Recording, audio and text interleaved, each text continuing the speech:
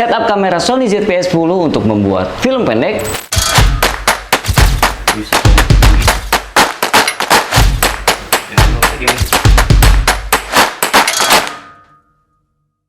Gimana cara menyetingnya dan setupnya seperti apa? Kalian bisa simak videonya dari awal sampai akhir, tapi sebelumnya kita putar dulu intronya. Check it out.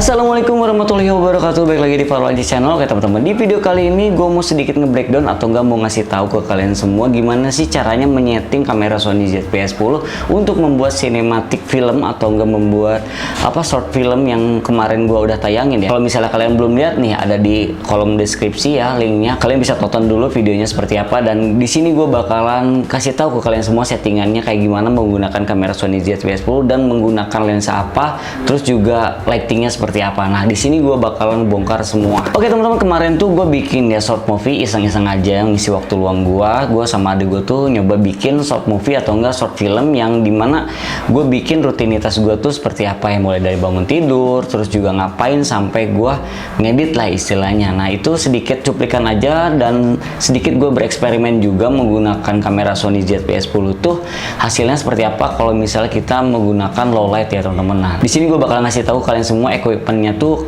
pakai apa aja ya. Nah, tentunya gue pakai kamera Sony ZV-E10 ini ya teman-teman. Nah, ini setup yang sekarang gue settingnya kayak gini, Sony ZV-E10 nya ya, tapi gue nggak pakai lensa ini ya karena ini lensa wide juga. Dan di sini tuh gue pakai monitor eksternal, tapi monitor eksternal ini tuh gue di DIY ya. DIY itu bikin sendiri menggunakan smartphone, dimana smartphone gue ini tuh smartphone jadul banget ya, tapi bisa digunakan untuk fungsinya tuh sebagai monitor eksternal. Dan ini tuh sangat membantu banget ketika kita menentukan fokusnya seperti apa dan jelasnya seperti apa ya teman-teman. Nah, terus gue tuh pakai lensa kalau misalnya penggarapan film pendek yang kemarin itu tentang yang rutinitas itu, gue itu pakai lensanya 35 mili dengan bukaannya f1.8 teman-teman ya. Di kamera Sony ZV-E10 ini itu cuma pakai satu lensa doang, tidak menggunakan lensa-lensa, mungkin lensa-lensa wide juga itu gue nggak pakai, dan menggunakan bukaannya tuh di 1.8 dan formatnya menggunakan 4K teman-teman, dimana 4K ini tuh menurut gua di Sony ZV-E10 tuh udah jelas banget dan detail juga ya, tapi tergantung lensa juga. Kalau misalnya lensanya kurang bagus atau nggak tidak pas juga tidak akan tajam teman-teman. Jadi di situ gue menggunakan 4K dan ISO-nya itu kalau nggak salah mentok di 2000, karena kalau misalnya ISO-nya lebih tinggi dari 2000 itu kelihatan noise banget teman-teman. Jadi gue menggunakan ISO-nya di mentok di 2000, terus shutter speed-nya di paling terkecil di 1/50 karena gue menggunakan 4K-nya 24 fps ya, 24 fps atau enggak 25 fps, kalau 25 fps dikali 2 jadi 50. Dan pixel profile-nya gue menggunakan S-Log 3 S Gamut Shine teman-teman. Nah teman-teman, kalau misalnya kita menggunakan S-Log 3 ya, terus juga minim cahaya, itu kita harus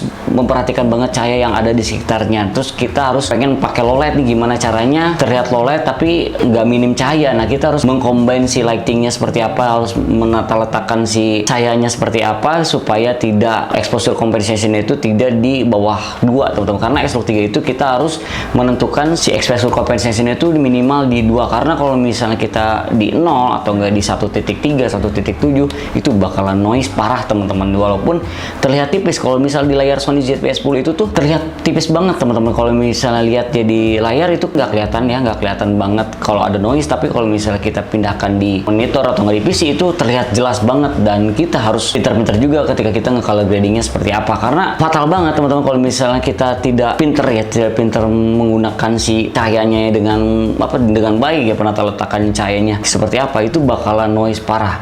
Nah, gue tuh lightingnya di situ menggunakan cuman satu lighting aja ya, menggunakan Inbex CL100S dan Godox Octagon ya, Octagon yang 120 cm dan menggunakan grid, jadi supaya lightingnya itu menyudut teman-teman. Jadi kita lebih tidak terlalu luas, jadi lebih menyudut ke objek gitu, mempertegas si suatu objek tersebut. Itu tuh gue dibantu teman atau adik gue juga syutingnya ya, dibantu adik gue juga penata letakan cahayanya seperti apa, terus juga komposisinya seperti apa.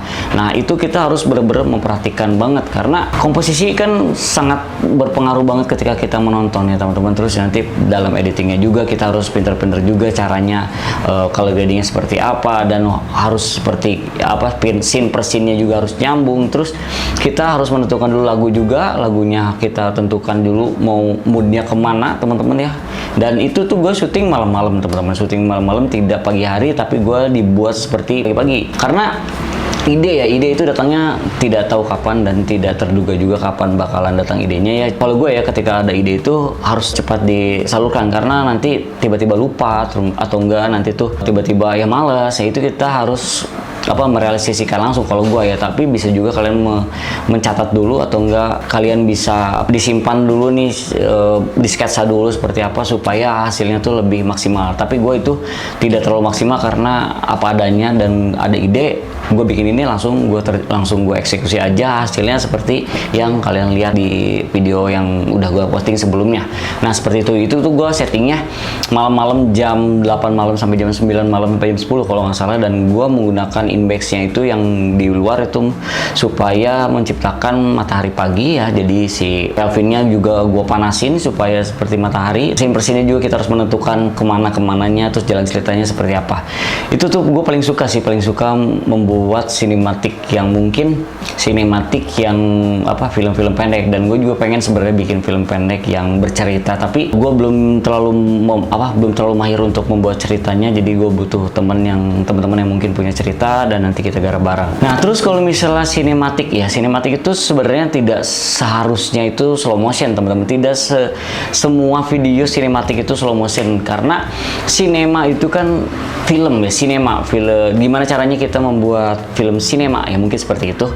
Dan sinematik itu tidak harus 60 fps, dan gua menggunakan 24 atau enggak 25 fps supaya pergerakannya itu relate ya. Jadi pergerakan itu relate banget ketika kita mengedipkan seperti kedipan-kedipan atau gerakan-gerakan real atau enggak nyata ya teman-teman. Kalau misalnya 60 fps itu sangat halus banget, dan peruntukannya tuh untuk slow motion atau enggak ya dilambatin banget. Nah itu untuk di 60 fps kita bisa menggunakan sinematik, menggunakan slow motion, tapi tidak seharusnya semuanya itu menggunakan slow motion.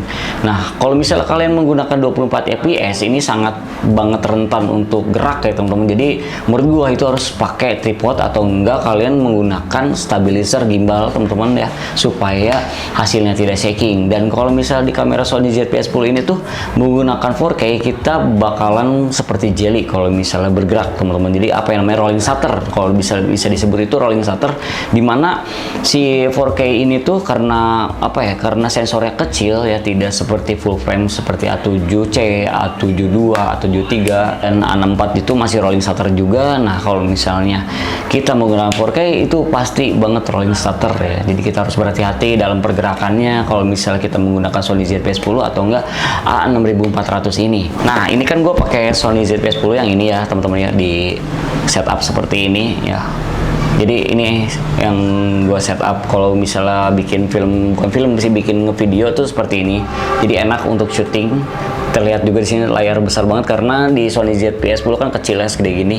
Kita bantu dengan smartphone ya, seperti layar eksternal. Dan kalau misalnya kita menggunakan layar eksternal kan mahal kalau untuk beli. Nah kalau misalnya gue record ini gue pakai A6400 teman-teman ya. Kalian bisa lihat hasilnya juga nggak begitu jauh ya dengan Sony ZV-10 ini, karena fitur Sony ZV-10 dan A6400 itu tidak terlalu jauh untuk soal video. Hasilnya tuh ya sama-sama bagus teman-teman. Yang penting kita bisa bereksplor gimana caranya menyetingnya, kita memahami juga settingannya seperti apa, lensanya yang digunakan untuk penggarapan itu seperti apa, kita combine ya. Terus juga kita praktekkan. Kalau misalnya kita hanya sekedar teori ya, tidak praktek, tidak akan nemu permasalahannya seperti apa. Itu juga kita nggak akan belajar dan kita tidak akan berkembang teman-teman. Jadi kalau misalnya kalian punya teori, kalian bisa langsung aja praktekkan, dan nanti kalau misalnya kalian nggak tahu, kalian bisa sharing aja. Nah kalau misalnya kalian pengen sharing, kalian bisa langsung komen aja di bawah, nanti insya Allah bakalan gue jawab apa yang kalian pertanyakan, dan yang insya Allah juga gue jawab apa yang gue tahu, dan insya Allah juga nanti bakalan gue jawab ya sepengetahuan gue aja. Dan nanti kita bisa bisa tukar pikiran pikiran atau nggak tukar-tukar ide, kalian bisa langsung komen aja di bawah. Dan kalau misalnya kalian pengen lebih lebih tahu tentang kamera-kamera Sony ZV-E10 atau enggak kamera-kamera lainnya, kalian bisa sharing di Instagram gua ya, ada di deskripsi linknya. Kalian bisa DM aja Instagram gua, nanti insya Allah bakalan gua balas juga ya. Nanti kita sharing-sharing aja di sana. Oke, mungkin segitu aja ya teman-teman video kali ini. Semoga bermanfaat untuk kalian semua. Mohon maaf jika ada kesalahan kata. Dan yang belum subscribe, kalian bisa klik dulu tombol subscribe-nya dan klik lonceng yang berikan video terbaru dari gua. See you next video, bye.